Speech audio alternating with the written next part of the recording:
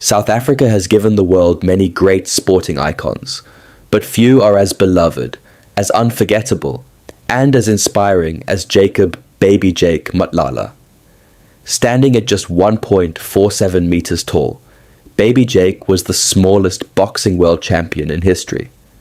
But what he lacked in size, he more than made up for in courage, skill, and determination. He was called the Little Giant for a reason, because inside that small frame was the heart of a lion. But behind the glittering belts, the fame, the money, and the love of a nation lies a story that is shocking, tragic, and deeply human. A story not just of triumph, but of financial ruin. Because while Baby Jake earned millions of rands during his career, by the time he died in 2013, he had nothing left. No fortune, no inheritance. His family, instead of inheriting wealth, inherited his legacy and his name. So today, we dive into the story of Baby Jake, the fortune he once built, how it disappeared, and the truth about what he left behind. Let's take it back to the beginning. Baby Jake was not just a boxer, he was a national treasure. He fought at a time when South Africa itself was fighting for identity, dignity, and transformation. His career ran parallel with the political changes in the country. He was adored by fans everywhere, but none more so than Nelson Mandela himself. Madiba, a former amateur boxer, admired Baby Jake deeply. In fact, Mandela attended his last fight in 2002, and when Jake won, he handed his championship belt straight to Mandela, a symbolic act that showed just how much respect he carried, both inside and outside the ring. But respect alone doesn't pay the bills. Boxing is one of those sports where fortunes are made in moments, one big fight, one big purse. For Baby Jake, the big money came in the 1990s.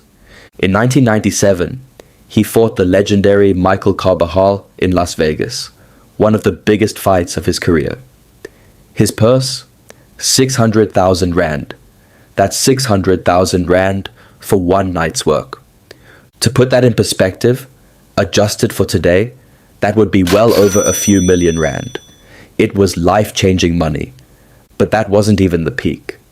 A few years later, in the early 2000s, Baby Jake fought in a domestic bout right here in South Africa. That fight earned him a staggering 1 million rand, the highest purse ever paid to a South African boxer for a local fight at the time. 1 million rand back then was the equivalent of multiple millions today. It was the kind of money that could set a man and his family up for life. At that point in his career, Baby Jake's rise wasn't just about fame. It was about financial promise.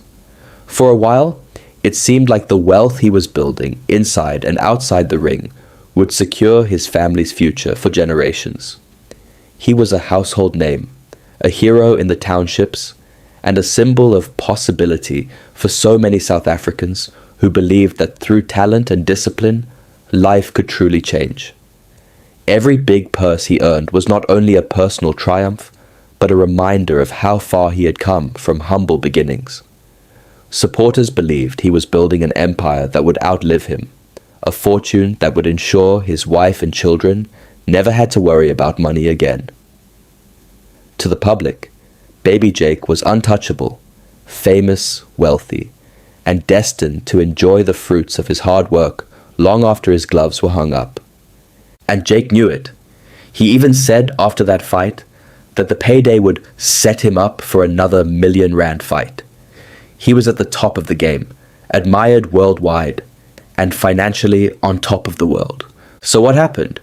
How do you go from millionaire sportsman, rubbing shoulders with Mandela, to financially broke, relying on charity events to pay hospital bills?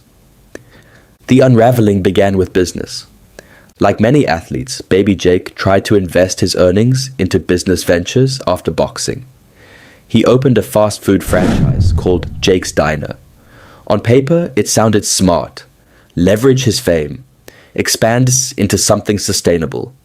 But in reality, it was a disaster. The diner failed, and he lost huge amounts of money. Despite having a commerce degree, Jake admitted later that he wasn't cut out for business. "I was trying to do something I wasn't good at," he once said. "If I had to do it again, I would have stuck with what I know. Boxing." And that's the cruel reality of sport. The skills that make you a champion in the ring don't always make you a success in the boardroom. That failure drained his finances, but business failure wasn't the only blow.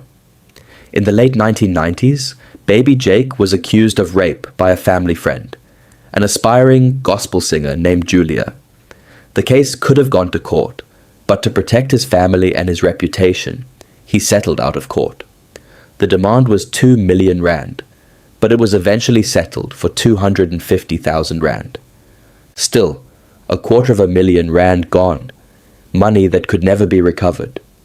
From there it was a spiral, failed ventures, lost opportunities, even a project with his wife Mapul, where they tried to release a DVD/CD combo with his fights and her music, went nowhere. Every attempt to rebuild collapsed. Then came the final blow, his health. Baby Jake suffered from severe lung problems in his later years. He was hospitalized multiple times with pneumonia and respiratory issues. And here's the painful truth. He had no medical aid. He hated monthly payments, so he always preferred to pay cash. But when the hospital bills started piling up, there was no fortune left. The bills crossed over 100,000 rand, and he simply couldn't afford them. To survive, charity had to step in. Promoter Rodney Berman organized a fundraising event called the Night of the Little Big Man. At Emperor's Palace, fans and fellow boxers came together to raise money for baby Jake's medical bills. At that event, in a heartbreaking moment, baby Jake even auctioned off one of his championship belts, the same belt he had fought so hard for in the ring. His church, Rima, also raised funds. South Africans donated out of love and respect. But for Jake, this was humiliating. To be a legend, adored by millions, but to rely on charity just to stay alive. It crushed him.